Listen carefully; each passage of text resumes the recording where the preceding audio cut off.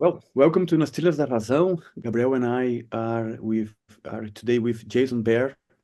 Jason is a philosopher, a professor in the philosophy department at Loyola Marymount University in Los Angeles, and he's author of several papers and books, including The Inquiring Mind, Intellectual Virtudes and Education, the book he edited, and his latest book, Deep in Thought, which is, Jason, my favorite, a practical guide to teaching for intellectual virtues. I've been using this book.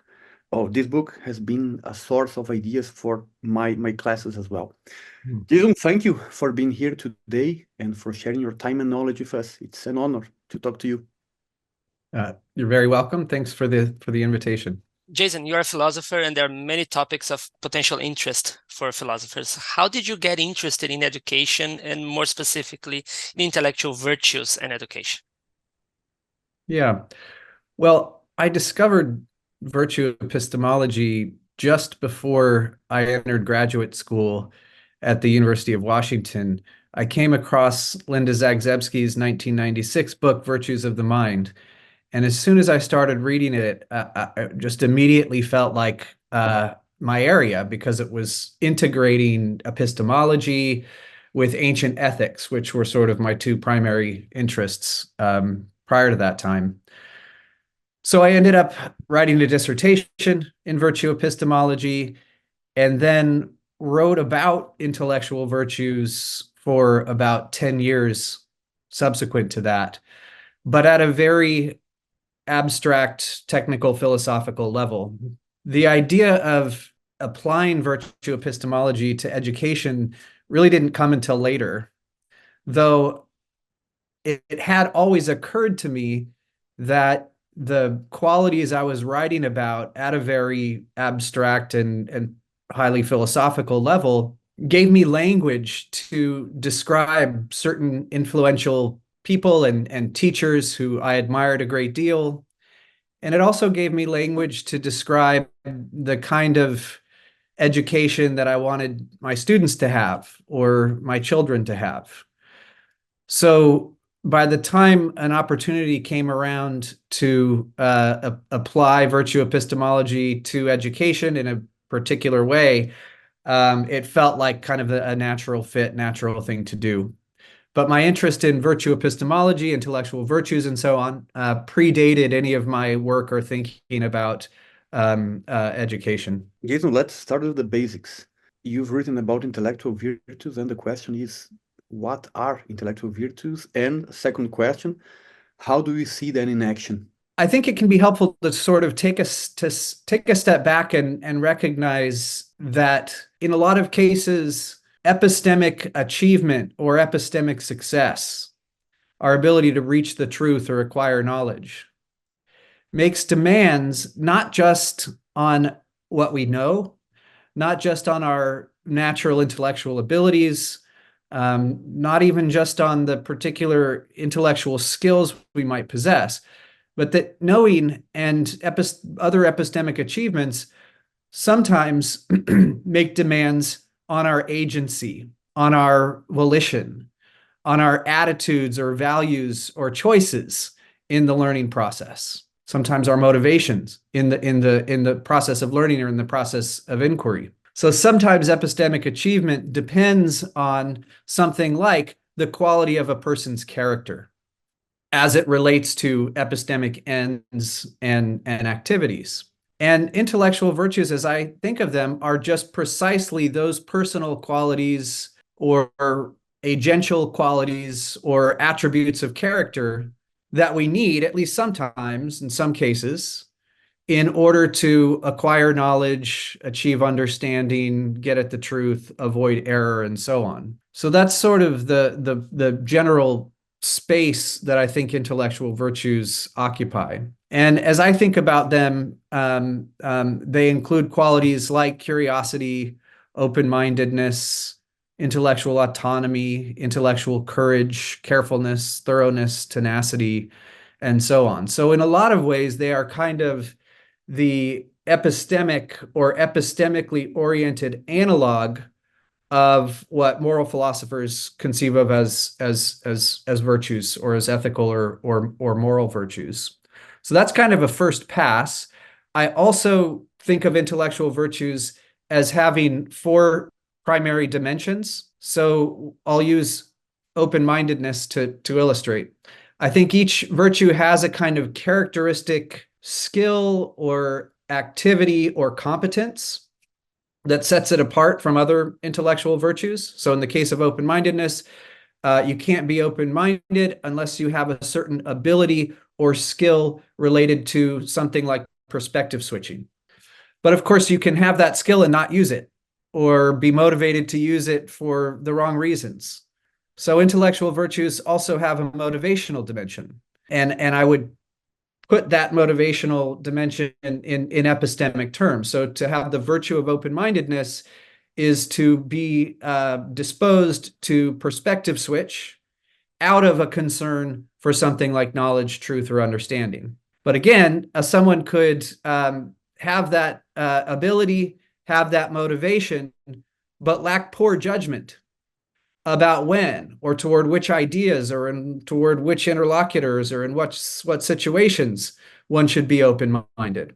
So I think intellectual virtues also have a judgment dimension, which is something like a dimension of phronesis, practical wisdom. So those are, in my view, kind of the 3 primary dimensions of an intellectual virtue. So again, to take it to illustrate with open-mindedness, the virtuously open-minded thinker has the ability to perspective switch. They're motivated to use that ability, and they have good judgment about when, how, and toward whom to deploy or use that ability. Now, I think those are all the dimensions that are required for the kind of bare or minimal possession of an intellectual virtue. But I think that when intellectual virtues are possessed in their fullness, they also involve an affective dimension. So we might say that the person who is fully or maximally open-minded and possesses the virtue of open-mindedness would also enjoy the process of thinking outside the box or entertaining certain perspectives, or be pained by an inability to do that. So I think there are also affective components of intellectual virtues.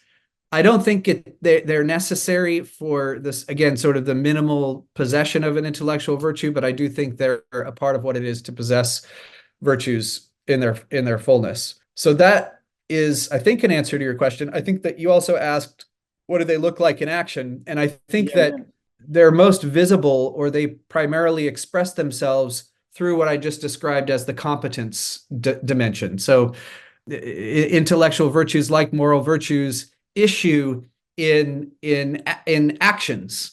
Now, some of those actions are purely mental, but they also, in some contexts, involve have behavioral expressions as well. So how I might talk to a person, or listen, or what I might say or not say in a given situation could be expressive of various intellectual virtues. So I think the primary way in which they're visible is sort of through their skill dimension, competence dimension. And you mentioned, Jason, about the facts that they are expressed in degrees. I think I've been studying critical thinking, and Gabriel and I have talked a lot about that. Critical thinking seems to be the same. No one is like absolutely great critical thinker, and no one is like a uncritical thinker. We have degrees of competence, or degrees of expressing the exercise of critical thinking. My perception is that the same applies to intellectual virtues. We possess them to a certain degree. So we're better in expressing some of them, worse in others, or it depends on the context. I don't know how you see that. I think that's really important. And certainly, as I think about intellectual virtues, there's a sense in which they represent a kind of epistemic ideal, an ideal that none of us approximates perfectly ever, but that we can approximate to a greater or lesser extent. And we can approximate the ideal along these different dimensions that I just mentioned. So I think that's important. I think that's part of how we can still talk about intellectual virtues, even in light of what we know about our very fallible cognitive practices and dispositions. I think that point also becomes important in a lot of debates about what's essential for the possession of an intellectual virtue and what isn't. I think sometimes there's confusion there, or disagreement, or people seeing past each other in those debates because they're not distinguishing between, well, what might be necessary for the minimal possession of an intellectual virtue as opposed to the sort of full or robust or maximal possession of an intellectual virtue. So yeah, I think that's really important. Guilherme also just made a connection to critical thinking. So let's use that as a hook for the next question. How is critical thinking related to intellectual virtues? You wrote actually a recent paper that does cover that quite well. It's titled "Educating for Good Thinking: Virtues, Skills, or Both." And we'd like to hear about this connection, if you can. Yeah, I mean, this is a very tricky subject matter, and I think that's partly because I think the relationships between intellectual virtues and critical thinking are complex. But it also depends a great deal on what one means by critical thinking.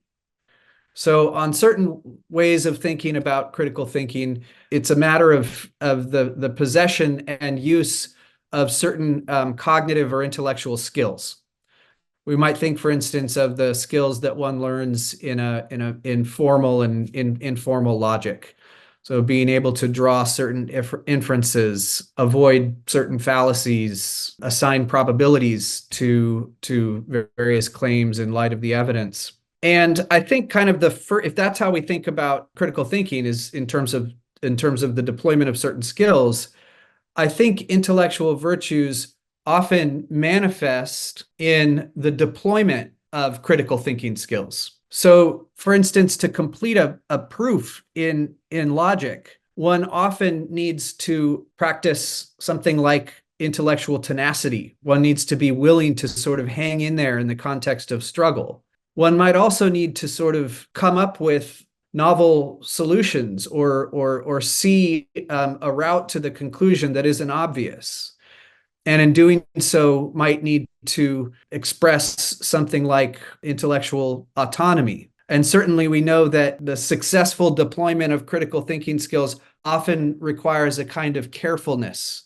So I think that there's a sort of layering of skills here. I think that the skills proper to intellectual virtues often manifest in the deployment of what we might think of as critical thinking skills. And I think the connection there is very tight. It's not that we manifest or exercise intellectual virtues and then subsequently or downstream use critical thinking skills.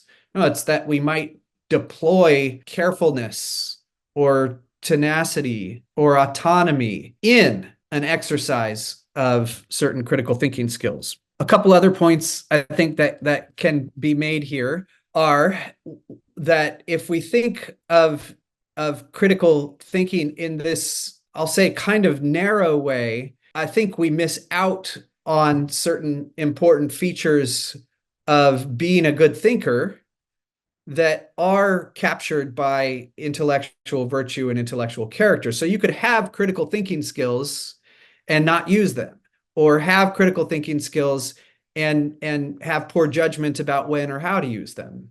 I think that, again, as we've talked about, the way I think about intellectual virtues, they have a motivational and a judgment dimension and so on that can help us make the best use of our critical thinking skills. Now, the reality is, I'm sure you guys know, is some critical thinking theorists, thinking of Harvey Siegel, for instance, don't think of critical thinking merely as the possession of certain skills. So Harvey talks about the critical spirit as an important part of critical thinking, or of what it is to be a critical thinker. And what he means by the critical spirit, it includes a lot. It includes certain values and dispositions. He even says sometimes character traits.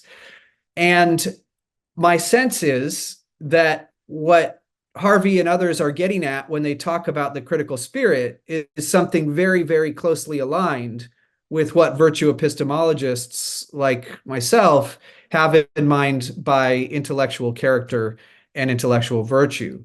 So if we think of critical thinking as involving both the skills and the critical spirit, there's deep overlap between intellectual virtue and critical thinking. Though there are a lot of interesting complexities about the details there. The last thing I'll say about this is that I think, at least in ordinary thought and usage, critical thinking doesn't necessarily include other important epistemic kind of activities and operations that would be encompassed by virtuous intellectual character. For instance, I think, at least given how we normally think about critical thinking and how at least a lot of critical thinking theorists describe it, it's not, or doesn't include, things like imagining or just wondering. So it might leave out something like the operation of certain forms of or expressions of open-mindedness or creativity. Intellectual virtues like carefulness and attentiveness also express themselves in immediate perception. So I might need to look closely and carefully at something. Is that critical thinking? Well, it's not reasons assessment, which is, for instance, how Harvey Siegel talks about the sort of domain of critical thinking. So there might be ways in which our perceptual activity and imaginative activity and certain forms of wondering and asking questions fall outside the scope of critical thinking, but not outside the scope of virtuous intellectual character. Of course, we could just define critical thinking in a broader way so that it includes that all of that activity, and I don't really have any objection to that. But I'm not sure that's how we normally think about critical thinking. Yeah, Jason, I read a lot of literature on critical thinking before reading your books and before reading about intellectual virtues. I'm not a philosopher, I'm a biologist who got interested in critical thinking first, and then it led me to intellectual virtues as well. And I think the definition of Harvey Siegel is pretty interesting because, as you said, it's broader. It encompasses not only the domain of being competent on certain skills, but also be able to use these skills in different areas of life to different questions. And when I first read about intellectual virtues, it caught my attention because they were very similar to the critical spirit, as you mentioned. Siegel writes that it's not enough to be good at evaluating reasons, but you have to be inclined to do that. You have to be you have to understand how important it is in order to practice this skill in many domains of life. And regarding critical thinking, it seems to me, at least, this is the most difficult part in exercising critical thinking, because a person can be very good at evaluating reasons, but he or she is not inclined in doing that in certain circumstances. Regarding, for example, ideas that he or she doesn't like regarding politics, religion, science, or any other field. And I was going to ask you about that, but regarding intellectual virtues, I think they're not easily incorporated and exercised by people. You wrote in, I think it was in Inquiring Mind, that they don't come naturally to us. I mean, we need to train, we need to be aware of the importance of intellectual virtues. And what are the barriers that hamper the development of intellectual virtues? And is it possible to escape from these barriers? What can we do to manage them? Yeah, that's a big question, and largely a social, psychological, and empirical question, but I'll say just a little bit about it that's not much more than just kind of common sense. Obviously, we can live our lives and undertake our work and relationships in contexts or environments that incentivize the practice of intellectual virtue to a greater or lesser extent. Certainly, there are environmental factors, situational factors that I think can disincentivize something like open-mindedness or intellectual humility or even intellectual curiosity. So that's a barrier, and those barriers really are several and look different from one domain to another. I think there are also kind of personal or constitutional barriers to the practice of certain virtues. Things like cognitive biases, blind spots, heuristics. We know a lot more now than we did several decades ago about the kind of fallibility and frailty of our thinking. And I think probably to a certain extent, we're kind of stuck with at least some of that fallibility and some of that frailty. But one, I also think that we can resist it, learn about it, work against it in ways that are meaningful and can have some meaningful mitigation on its effects on our thinking. Not that that's easy, but I think that can happen. I also think that the more we learn about our cognitive fallibility, the more opportunities that we have to practice a virtue like intellectual humility. So if I learn that I'm susceptible to certain biases, then intellectual humility can be an internal disposition whereby I remain alert to the relevant biases or my susceptibility to thinking in certain problematic ways, and by virtue of which I can come to feel comfortable about and accepting of and willing to admit to myself and others that I have this limitation. So there are choices I can make in the face of my own fallibility that would be expressive of a virtue like intellectual humility. So I think, yeah, there are a lot of obstacles, some constitutional, some more situational.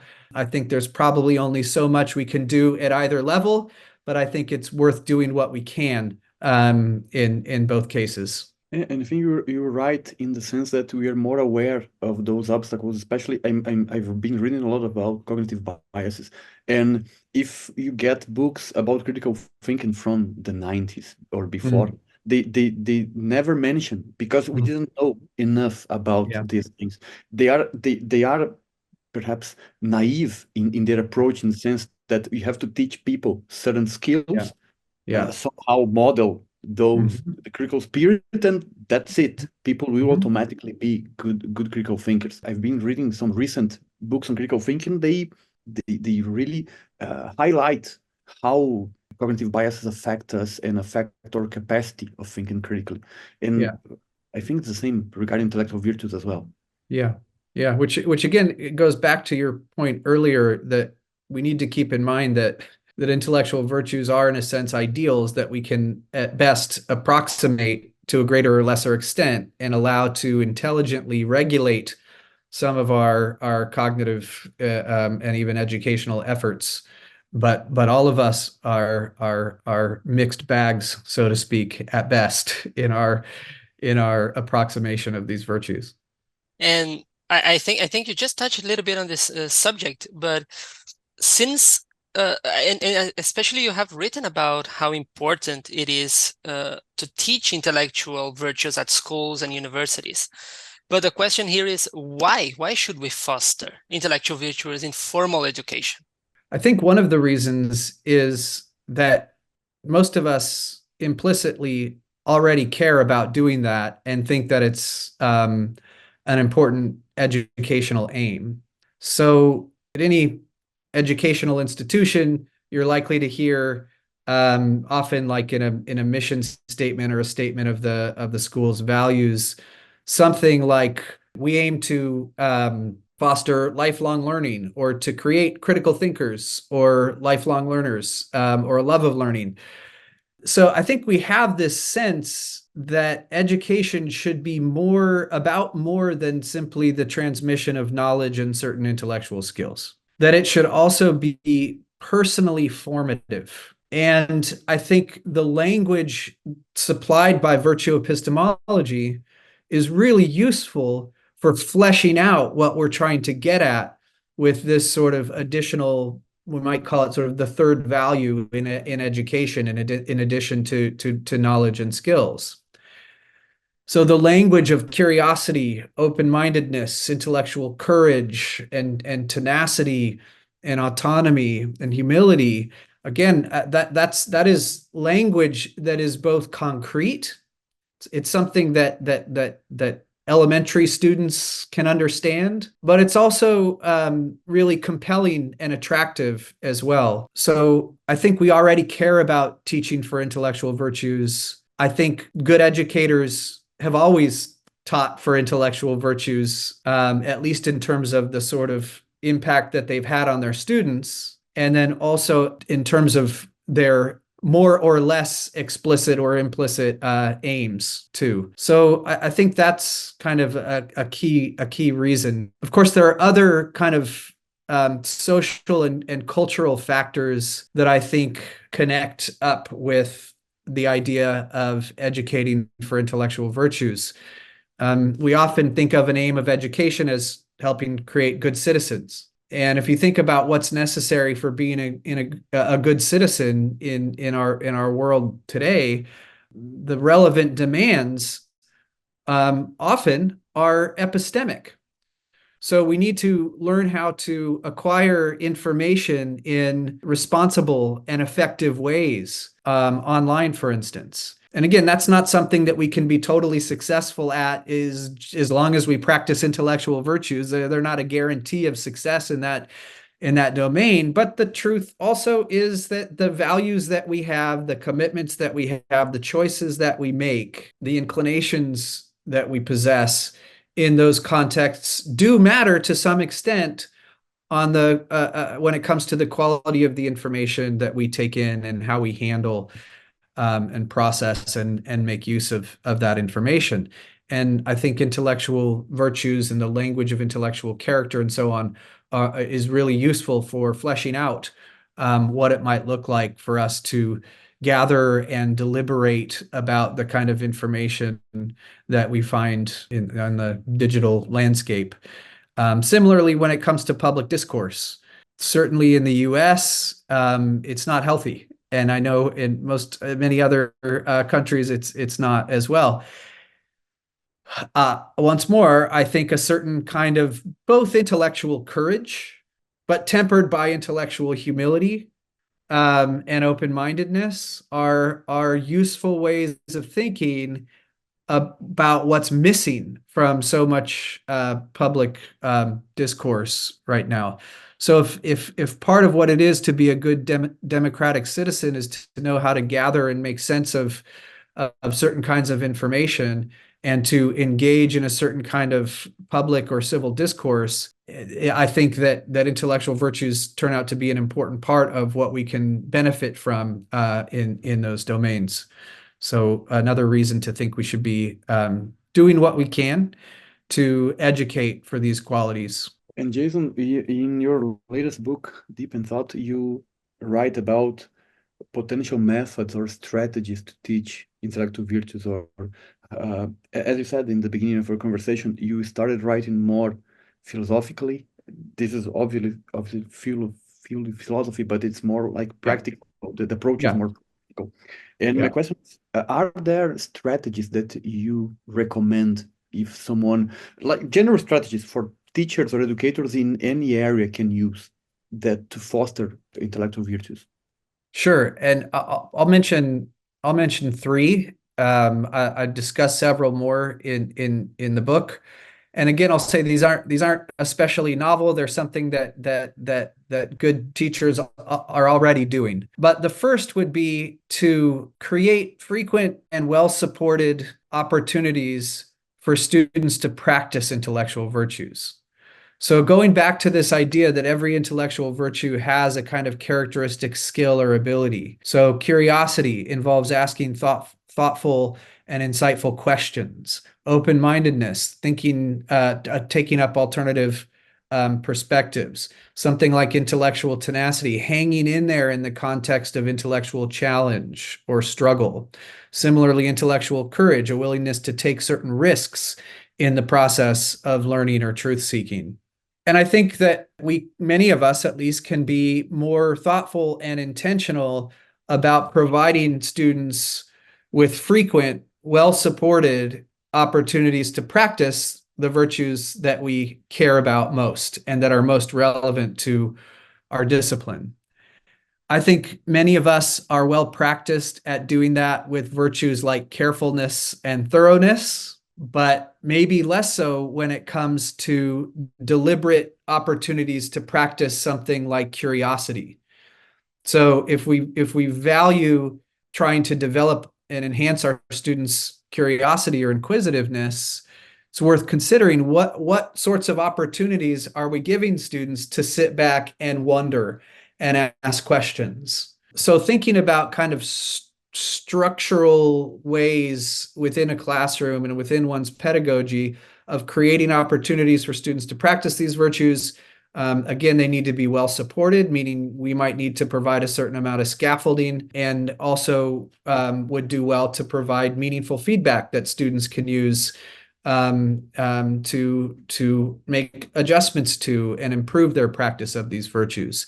This was something that I was thinking about intellectual virtues, and even had begun applying intellectual virtues to my thinking and practice in education for a number of years. And then as I began to sort of think more about this, I was sort of embarrassed to think about what few opportunities I gave my students to practice curiosity, or to practice open-mindedness, or to, again, practice intellectual courage. So I think it can be useful, if you're interested in a certain subset of virtues, to first focus on, okay, what are the characteristic skills or competencies associated with this virtue? And then what would it look like for me to provide more and better opportunities for my students to practice these virtues? And of course, in the background is just the Aristotelian idea that we develop virtues partly by practicing their characteristic activities. A second thing I would say is paying close attention to the kind of ethos or relational environment or context of our classrooms. And if we're teaching lecture style classes, there's only maybe a limited amount that we can do to sort of encourage the practice and support the practice of these virtues. But I take it that even in that context, there are certain norms and expectations and procedures and values that are either operative explicitly or implicitly in the classroom. And here again, I think it's worth stepping back and saying, okay, how are the incentive structures in my classes, or how are the routines and values and norms and expectations in my classes? How well aligned are they with my interest in helping students make progress in some of these virtues? And if others' experiences is like my own, then I think we'll find that maybe some of the norms that we implicitly or explicitly communicate to our students are well aligned, and maybe some aren't. So certainly, two norms that most classrooms embody are things like accuracy and speed. Right? We like to get the right answers, and we praise and students benefit when they get the right answers quickly. And right answers are important. There's something to be said for efficiency, but sometimes that value can be in tension with, for instance, the value of risk-taking or intellectual struggle. So what am I doing in my classroom environment to support the other more immediate measures I might be taking to try to help students make progress in some of these virtues? And I mentioned that earlier, something about relational context, because I think part of what we really need to focus on as best we can when thinking about our classroom environments is sort of how do students feel respected? Do they feel cared for? Can they trust that they're going to be treated well by their peers and by their professor or instructor?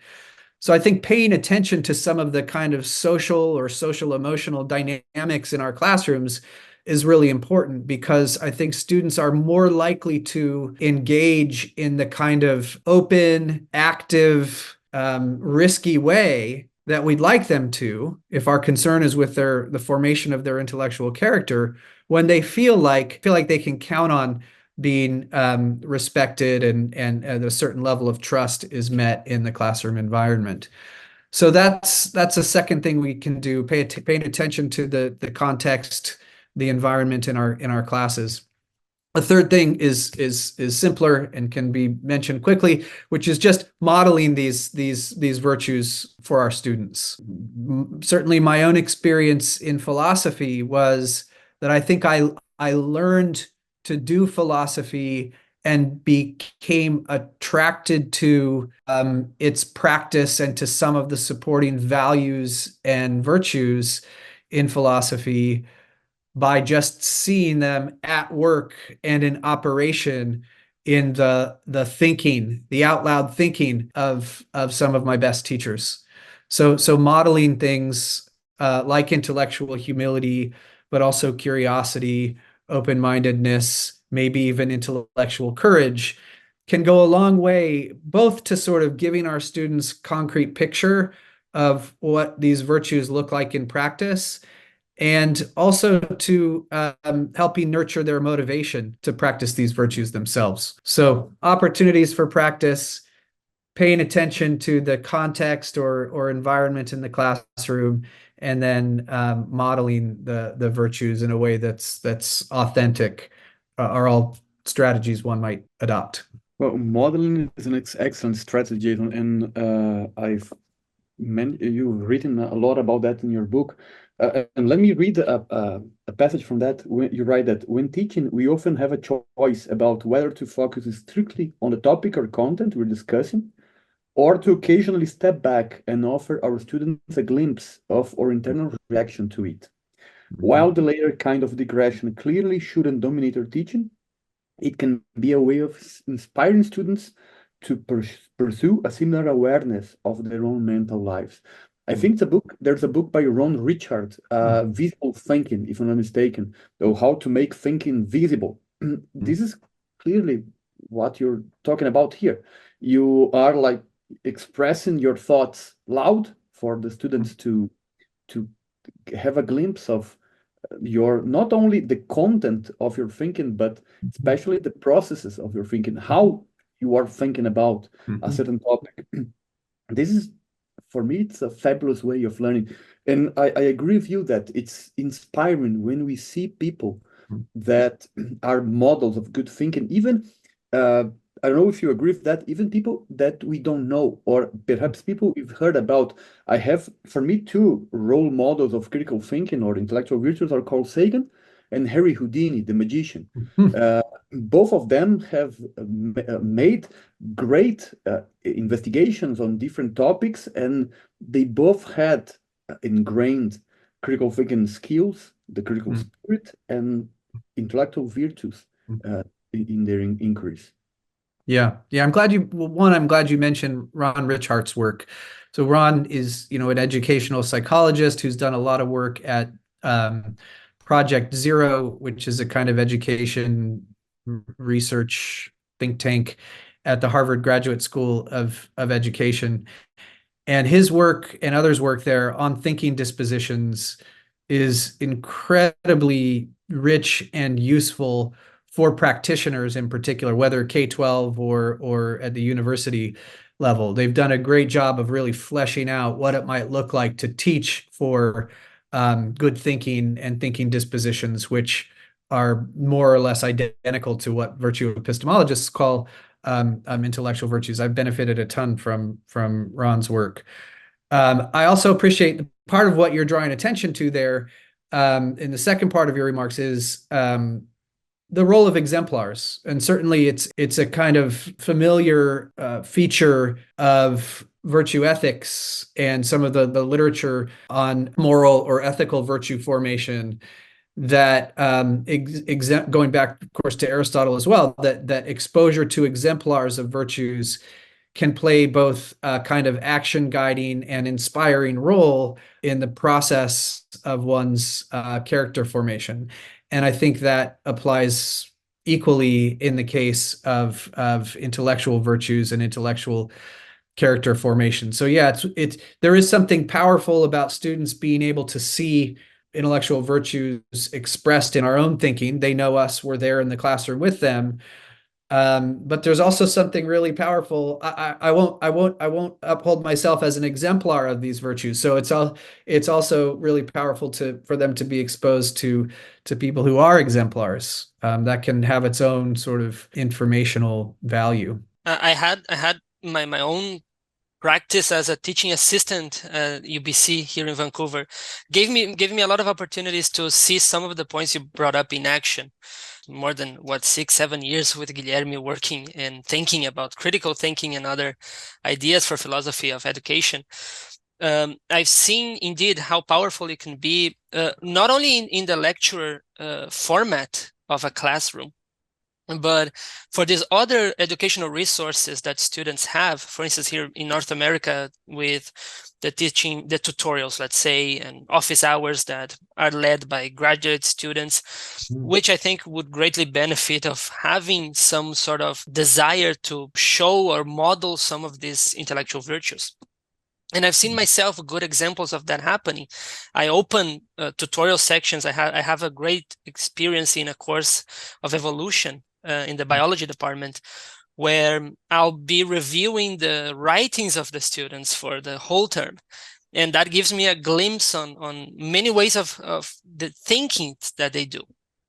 And I always start by trying to foster some of the ideas you brought up. I try to make the environment welcoming to giving ideas to the public. I like to visualize like an open box where everyone can put ideas, dissociate as best as they can from their individuals, and say, when the idea is in here, we're talking about the idea. We'll discuss the idea, we'll criticize. You can get back if your judgment says you should. And those ideas of trying to set the mood of the classroom to be of this reflective and open-minded have been great. Other things that I've seen is how impactful you can shape to the best of our, and trying to be humble in the sense that I don't know the best way to communicate science necessarily, but many students come with ideas such as science proves. And I have a particular thing with the idea of science proving things. From a philosophical point of view, we are not above or beyond all possible doubt for a given idea. And at the end of the course, you can see students that given up the use of proven to try to use a more probabilistic terminology on their writing. So they reflect the state of, well, we don't know for sure. Things might change tomorrow, and I'm reflecting on my epistemic humility now that I don't know. And I think, indeed, there's so many opportunities in education. University is where I've been experiencing it, to make people reflect on their own abilities and own virtues intellectually, and then place them back into their lives, which is how I want to lead to the next question. How can we then transfer from educational environments such as university to the daily life, especially when we're talking about intellectual virtues? Of course, we transmit information, we transmit some knowledge about that and reflections in classroom. They are attached many times. For instance, for me in biology, they will be attached to the context of evolution, zoology, and so on.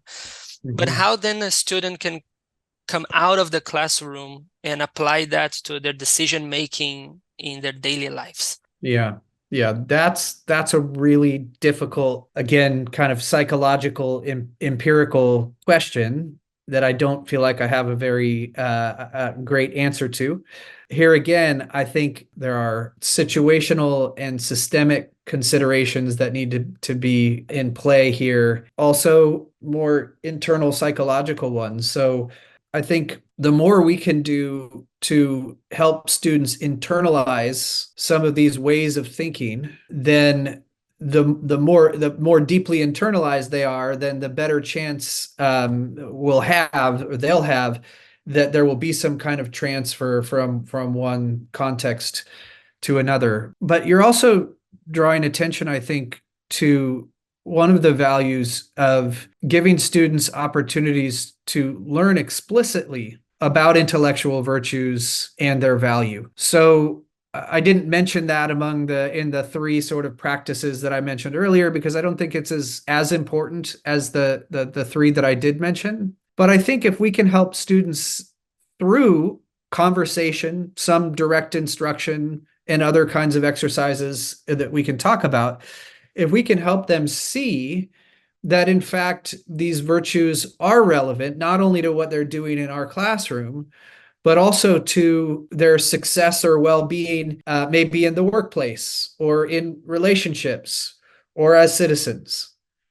That's something that we can be explicit with them about. And I think the more that we can help them internalize the broader value of intellectual virtues and care about their own intellectual character and allow some of these values and commitments to work their way into even their own identity or self-conception, that's going to do something to make it more likely that they'll practice these virtues, not just when they're with us, but also in other areas of their lives. I will say most of the undergraduate courses I teach, I have a kind of module that extends over the course of the semester on kind of intellectual virtue, intellectual character, and it hooks up to one of my main course goals for any of those courses, which in addition to certain knowledge and skills would be that they'd have opportunities to sort of reflect on, get to know their own intellectual character and have good opportunities to practice and make some progress in certain intellectual virtues.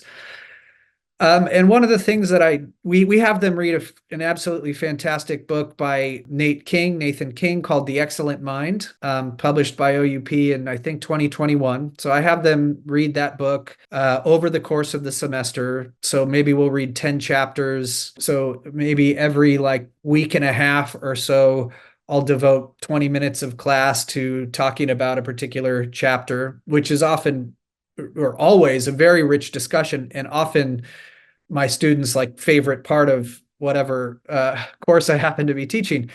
But in addition to then reading and talking about the book together, I also have them write some self-reflection papers where they sort of reflect on their own dispositions and values as thinkers and learners in light of what King is describing in the book.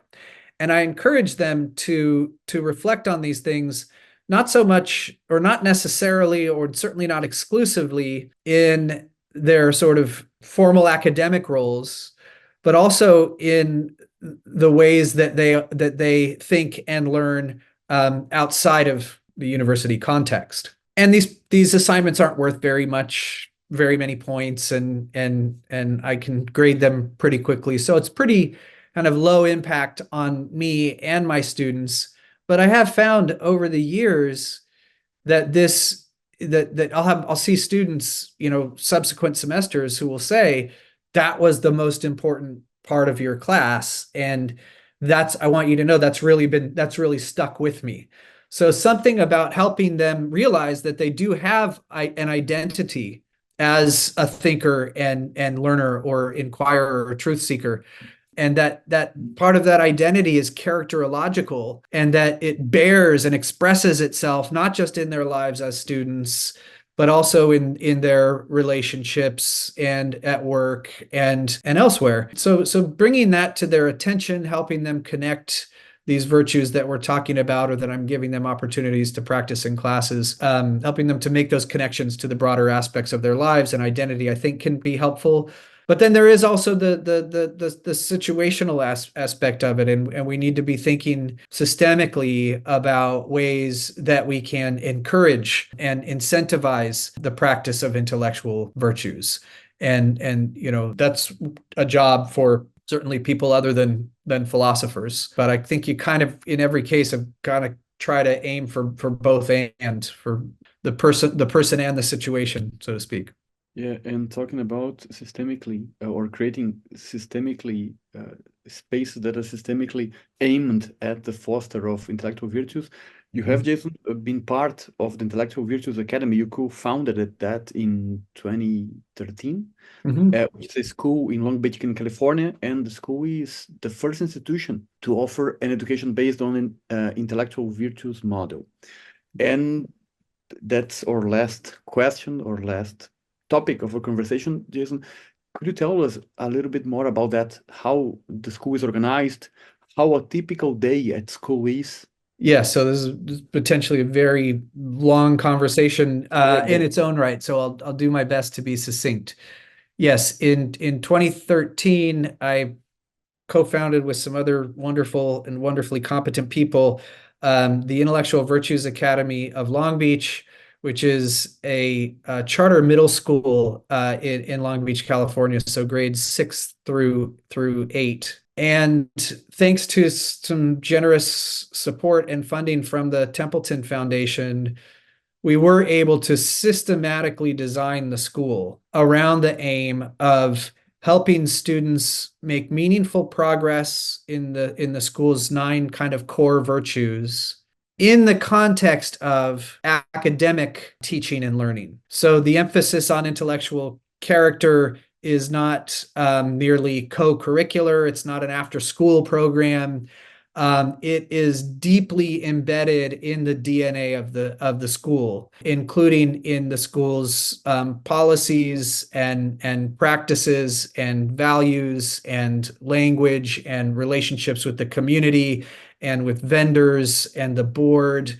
That sort of mission and vision deeply influence the adult culture at the school, the professional development programming that goes on, and so on. And that's all outside of what happens in the classroom in the area of kind of curriculum and instruction. And it's been a wonderful experiment. The school's in its 11th year, I think, of existence. I don't know if you know anything about middle school in the US, and maybe it's similar in other places, but it's kind of thought to be a miserable experience that one just tries to endure and survive. And I think one of the most remarkable things about the school concerns what a happy place it is, that teachers feel like they're being supported in some of their deepest values and concerns as educators, which often you don't get in a public school setting. And then students feel free to be themselves. They feel like their contributions matter. They are engaged and cared for as thinkers, but also as individuals. In terms of like what it looks like on a day-to-day basis, I mean, in some ways it's just regular middle school, and students are taking regular subjects. But a facet of the curriculum or instruction there that is really taken hold and is quite pervasive across the different disciplines is the use of what are called thinking routines. Or thinking, there's some great resources at the Project Zero at Harvard has something called a thinking routine toolbox that you can search and make use of. But thinking routines are, as I think about them at least, are like very simple, carefully structured, easily repeatable thinking exercises or protocols that give students opportunities to practice a wide range of intellectual virtues. One that's fairly well known would be see, think, wonder, where whether it's like a graph or a table or a painting or a short selection from a novel, students are asked to first make observations, practicing virtues like attentiveness and carefulness, and without making judgments or interpretations. And then the second step of the exercise is then to think. So see, what do you see? What do you think? Here are opportunities to use intellectual autonomy or intellectual thoroughness. And so what do you think about what you see? How do you interpret it? What connections might you make? And then the last step is wonder. So what are these observations and thoughts make you wonder about. So that's an opportunity to just sort of step back and wonder. And so to practice a virtue like curiosity. So these are just sort of simple structures, but they can be used they're very versatile, can be used with lots of different subjects and with various kinds of content. And they're used pervasively at IVA. So if you were to talk to a student at IVA, you might hear them say things like, "Oh, yeah, we need to do a see, think, wonder about this," or "We're going to do circle of perspectives on this." It just flows out of their mouths because they're so acquainted with these kind of thinking exercises. I'd say another kind of unique feature, the principal, Jackie Bryant, who's extraordinary and just essential to the life of the school. She gives weekly tours of the school, whether to prospective parents or scholars and researchers that might be visiting, or other teachers from other schools. And every time she does a tour, she just randomly pulls kids out of class and asks them questions about sort of questions like, so, what intellectual virtue matters to you the most? Or how do you feel like you've seen your practice of virtues change at IVA? And students are just fluent in the kind of language of intellectual character and virtues. And I think what's more striking is that they're also competent at applying that language to themselves.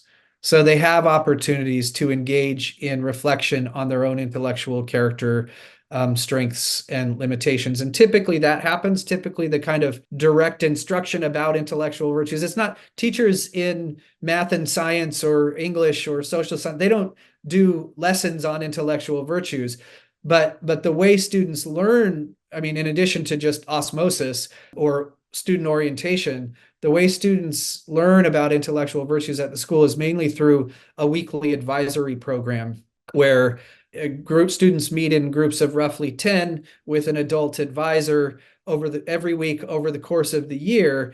And one of the things that they do in that environment is to explore the school's 9 virtues, engage in a certain amount of self-reflection, self-assessment.